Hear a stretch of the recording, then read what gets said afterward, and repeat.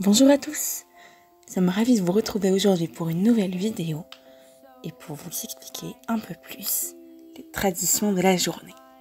Pourrais-je dire que vous ne vous attendiez pas à ce sujet?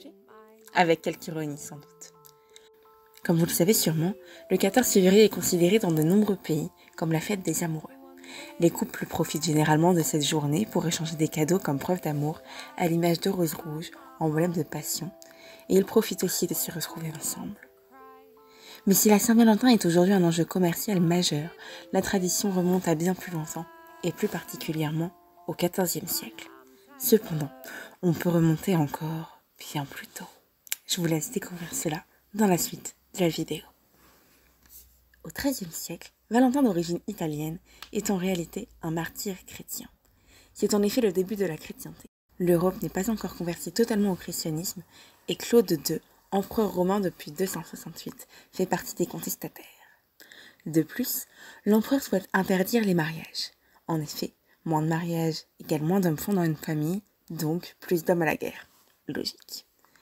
Évêque de Terni, Valentin continue de marier les chrétiens. De ce fait, il se fait arrêter sur ordre de l'empereur et enfermé. Mais là arrive le point majeur de son histoire. Lors de son emprisonnement, Valentin crée une relation avec la fille de son gardien. Celle-ci est aveugle de naissance. Enfin, c'est ce que l'on croit. Un jour, après avoir apporté son repas quotidien à Valentin, elle se met à voir le monde que celui-ci lui avait décrit. L'empereur, étant mis au courant de cela, décide alors de l'exécution de Valentin. Celui-ci est décapité un certain 14 février, au beau milieu de la fête des Lupercales. À la suite de cela, toute la famille de Julia se convertit au christianisme pour honorer la mémoire de Valentin.